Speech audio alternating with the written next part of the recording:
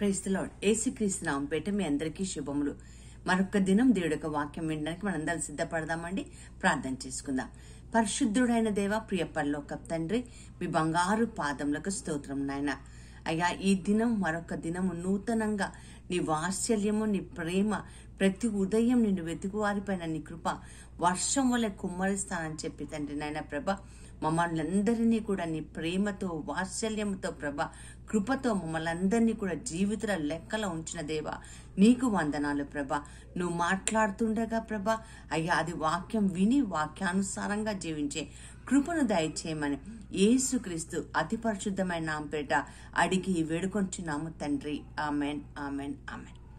ప్రియులారా, చాలా సందర్భాల్లో మన జీవితాల్లో ఎప్పుడు అనిపిస్తూ ఉంటుంది, కొంతమంది చాలా భయంకరంగా మరి హింసిస్తున్నప్పుడు, క్రీస్తు బిడ్డలను హింసిస్తున్నప్పుడు, లేదా వాళ్ళ మీద లేనిపోనివన్నీ కూడా జరిపిస్తున్నప్పుడు ఎందుకు దేవుడు ఊరుకుంటున్నాడు, ఎందుకు దేవుడు కోప్రాగ్ని రగులుకొని రావటం లేదు అని చాలా సందర్భాల్లో అనిపిస్తూ ఉంటుంది. మోషే ఒక్కసారి ఆయన మాట్లాడిన వెంటనే మోషే జీవితంలో మోషేల అక్కకి కుష్ఠరోగం ఇచ్చేశాడు కదా, మరి ఎందుకు దేవుడు ఆలస్యంగా చేస్తున్నాడు అని చాలా సందర్భాల్లో మనం అనుకుంటూ ఉంటాం. ఈ రోజు ఒక సత్యాన్ని దేవుడు మన హృదయంలో పెడుతున్నాడు. అది ఏంటంటే 2 పేతురు 3వ అధ్యాయం 9వ వచనం. దేవుని ప్రేమిస్తున్న వాళ్ళందరూ చాలా జాగ్రత్తగా ఆలకించాల్సిన విషయం. నా జీవితంలో ఒకవేళ ఇలాంటి వ్యక్తులు తారసపడి ఉన్నారేమో, లేదా దూషకులు, హింసకులు, హానికరులు మన జీవితంలో తారసపడి ఉన్నారేమో, వాళ్ళందరి గురించి మనం ఏం చేయాలి, ఎందుకు దేవుడు ఆలస్యం చేస్తున్నాడు అన్న విషయాన్ని మనం ఈరోజు నేర్చుకోవడానికి ప్రయత్నం చేద్దాం. 2 పేతురు 3వ అధ్యాయం 9వ వచనంలో ఏమని రాయబడిందంటే మీకోసం చదివి వినిపిస్తాను. అక్కడ ఏమని రాయబడుతుందంటే, మీరందరూ కొందరు అనుకుంటున్నట్లు, కొందరు ఆలస్యమని ఎంచుకున్నట్లు ప్రభు తన వాగ్దానం గురించి ఆలస్యం చేయువాడు కాడు, కానీ ఎవడు నశింపవలనని ఇచ్చయించక అందరూ మారు మనసు పొందవలని కోరుచు మీ ఎడల దీర్ఘ శాంతము గలవాడై ఉన్నాడు అని ఏం చేస్తున్నాడో తెలుసా అండి? దీర్ఘ శాంతం కలిగిన వాడై ఉన్నాడు. ఎదురు చూస్తున్నాడు. ఒక్కరు కూడా నశించడం నాకు ఇష్టం లేదు, ఏ ఒక్క ఆత్మ నశించడం నాకు ఇష్టం లేదని ఎజేకియెల్ గ్రంథం 18వ అధ్యాయంలో కూడా మనతో మాట్లాడి ఉన్నాడు. ఒక్క ఆత్మ నశించడం ఇష్టం లేదు, ప్రతి ఒక్కరు నాకు నేను రక్షించుకోవాలి. మీరు అనుకున్నట్టుగా నేను ఆలస్యం చేయనండి, మీరు అనుకున్నట్టుగా నేను ఏదో కాలాయాపన చేయను. నా నోటీస్కి వచ్చింది ఏది కూడా అలా తప్పించుకొని పోడు.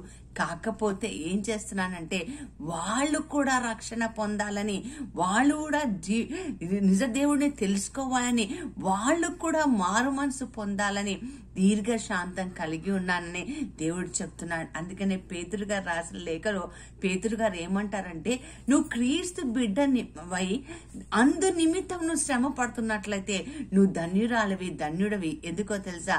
నీవు ఆయన శ్రమలలో పాలు పంచుకుంటూ ఉన్నావు. ఇప్పుడు అర్థమైందా ప్రియులారా? ఈరోజు దేవుడు మన జీవితంలో ఎవరైనా మనకి ఆటంకంగా అభ్యంతర పెట్టే వాళ్ళలాగా, అడ్డగించే వాళ్ళలా నా జీవితంలో ఎవరున్నా సరే వాళ్ళని ఏమీ అనకుండా దేవుడు ఎందుకు ఆపుతున్నాడంటే ఆయన దీర్ఘ శాంతం కలిగిన వాడై ఉన్నాడు. అంతేకాదండి, మన జీవితంలో కూడా మనం ఎంత ప్రేమించగలుగుతున్నాం, అలాంటి వాళ్ళని మనం ఎంతగా క్షమించగలుగుతున్నాం, ఎంతగా ఆయన పోలి జీవించగలుగుతున్నాం. ఇది చాలా ముఖ్యం కదా. నేను దేవుడు బిడ్డనైతే దేవుడు పోలి జీవించాలని ఎఫెసీ పత్రికలో పౌలు గారు రాశారు. కాబట్టి ఆయన పోలికతో నేను ఉంటున్నానా? కొట్టిన వాడిని కొడుతూ, తిట్టిన వాడిని తిడుతూ, దూషిస్తున్న వాడిని దూషిస్తూ, హాని చేస్తున్న వాడికి హాని చేస్తూ ఉంటున్నానా? లేక మౌనంగా ఉంటున్నానా? సహించి ఉంటున్నానా? ఓర్చుకొని ఉంటున్నానా? దేవుడి యొక్క చిత్తానికి వదిలేస్తున్నానా? దేవుడి యొక్క తీర్పుగా నేను వదిలేస్తున్నానా? ఆ మోషేలాగా నేను కూడా మరి మిరియంకి కుష్ఠరోగం వచ్చినప్పుడు మరి నేను కూడా ఆ కుష్ఠరోగం పోయేంత వరకు ప్రార్థించగలుగుతున్నా? నా హాని చేసిన వారి కోసం కన్నీటితో ప్రార్థన చేయగలుగుతున్నానా? నేను దీర్ఘ శాంతం వహిస్తున్నాను, నేను ఆలస్యం చేస్తున్నాను. ఎందుకో తెలుసా? ఒక్కళ్ళు కూడా నశించడం నాకు ఇష్టం లేదు. ప్రతి ఒక్కరు కూడా జీవితాల గ్రహంలో ఉండాలి. చూడండి, ఒక్కొక్కసారి మనం బాధ పెట్టే వాళ్ళు కూడా, ఏదైనా జరిగిన వాళ్ళు కూడా హఠాత్తుగా మరణిస్తే మనకి ఎంత బాధ కలుగుతుంది కదండి. అయ్యో వాళ్ళని కోల్పోయామే, మిస్ అయిపోతున్నామే వాళ్ళని అని అనుకుంటూ ఉంటాం.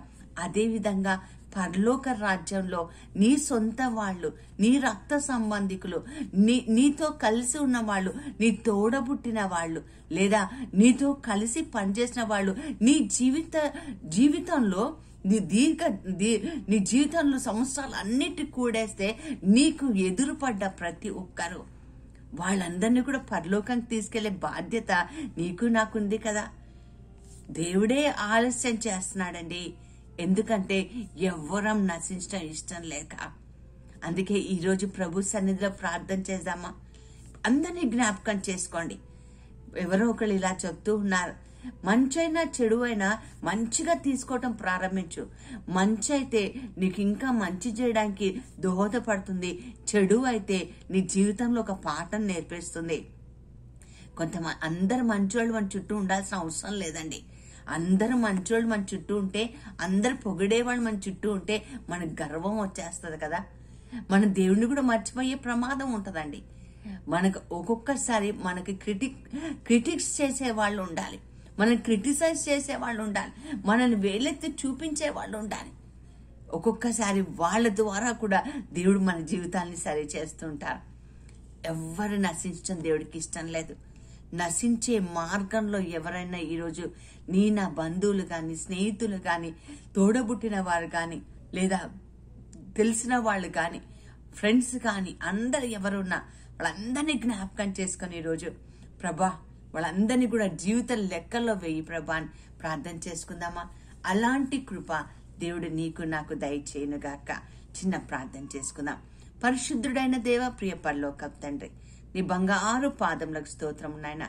గడిచిన కాలమంతా నీ కృపలో భద్రపరచుకొని ఈ చక్కటి దినము నాయన తండ్రి ప్రభ. అయ్యా తండ్రి ప్రభ, నువ్వు ఆలస్యం ఎందుకు చేస్తున్నావు? ఎందుకంటే నువ్వు దీర్ఘ శాంతం వహిస్తున్నావని, నశించడం ఇష్టం లేదని చెప్పిన దేవా నీకు వందనాలు. నశించు మార్గంలో మేమందరం ఉన్నాం ప్రభ. మా పట్ల నువ్వు దీర్ఘ శాంతం కలిగినందుకు నీకు వందనాలు ప్రభ. మేము కూడా నిన్ను పోలి జీవించే కృపను దయచేయమని యేసు నామమున ప్రార్థించి వేడుకొంచున్నాను తండ్రి. Amen, amen, amen. God bless you all.